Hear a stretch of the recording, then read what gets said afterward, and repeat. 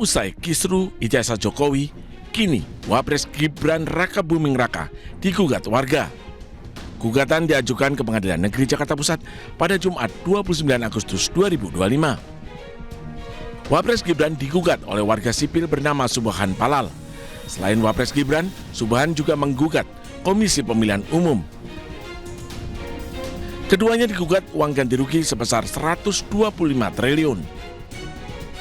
Untuk penggugat, ini HM Subhan, seorang advokat di Jakarta Barat. Nah, untuk tergugatnya itu, tergugat 1 Gibran Raka Buming Raka dan tergugat 2 Komisi Pemilihan Umum. Terkait kasusnya Pak, gugatannya apa Pak? Jadi gugatannya itu berkaitan dengan perbuatan melawan hukum terkait pencalonan dan penetapan Gibran sebagai wakil presiden. Setelah menerima dan mempelajari gugatan, Pengadilan Negeri Jakarta Pusat pun langsung menjadwalkan sidang perdana kasus perdata pada Senin 8 September nanti.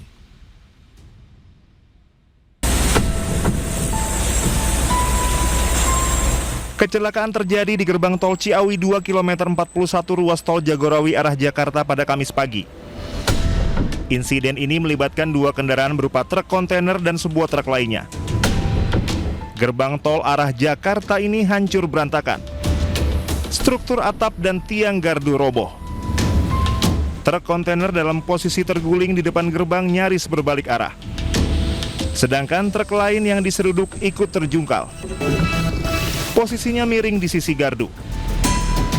Akibat kecelakaan ini, 3 dari 6 gardu di gerbang tol Ciawi 2 mengalami kerusakan.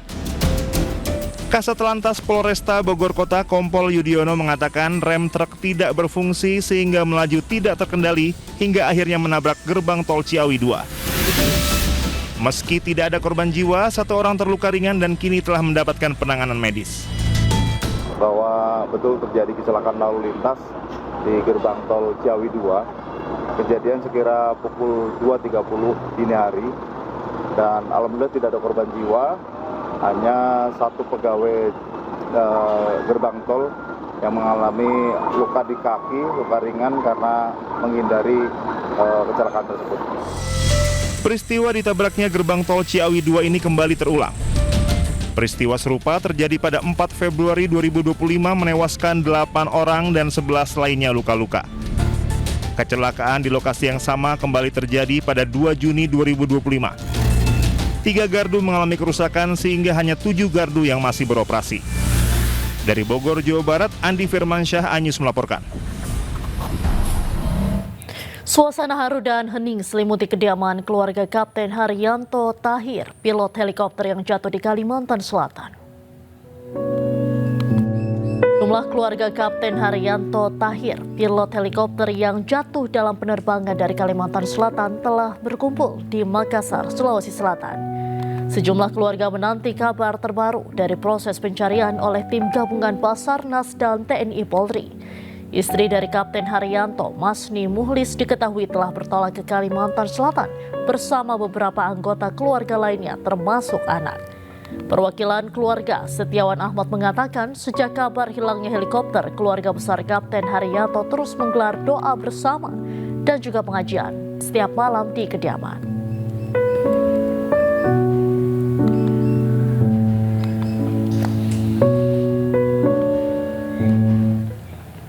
Pemirsa, kemarin bangkai helikopter pengangkut 6 penumpang yang jatuh ditemukan di tengah hutan. Tim SAR telah mengevakuasi seluruh korban ke Rumah Sakit Bayangkara, Kalimantan Barat.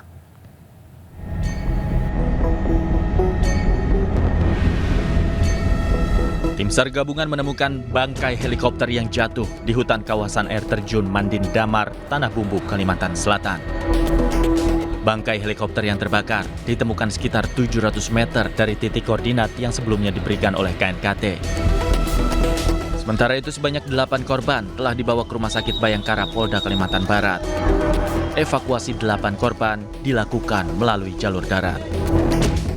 Terima kasih penghargaan yang setinggi-tingginya kepada seluruh tim Satuan Tugas Aksi Cepat Tanah Bumbu.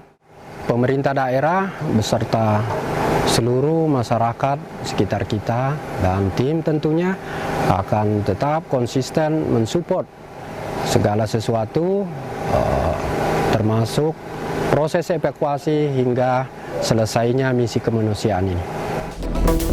Sebelumnya helikopter dengan kode registrasi PKRGH hilang kontak 10 menit setelah lepas landas dari Bandara Gusti Syamsir Alam Kota Baru pada Senin pagi.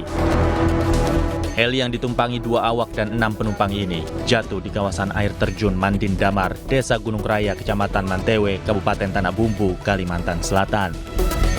Dari Tanah Bumbu, Kalimantan Selatan, Zainal Hakim, iNews melaporkan. Pemirsa, Menteri Agama Nasaruddin Umar meminta maaf usai pernyataan mengenai profesi guru menjadi perbincangan. Nasaruddin tegaskan tidak ada niatan untuk melukai perasaan guru. Dan informasi ini sekaligus menutup kebersamaan kita dalam iNewsroom hari ini, pemirsa. iNews hadir pada setiap kondisi dan situasi. Kami tidak diam dan menutup pintu informasi. Kami mengawal suara rakyat agar bisa memberi manfaat dan tetap bermartabat. Temukan informasi-informasi terbaru lainnya di www.inews.id dan cuplikan tayangan berita iNews dapat Anda saksikan di kanal YouTube @official_inews. Sesaat lagi rekan saya Davi Pratama akan hadir dalam program Interupsi. Mewakili seluruh kerabat kerja yang bertugas, saya Diandra Mukni pamit undur diri. Terima kasih, sampai jumpa.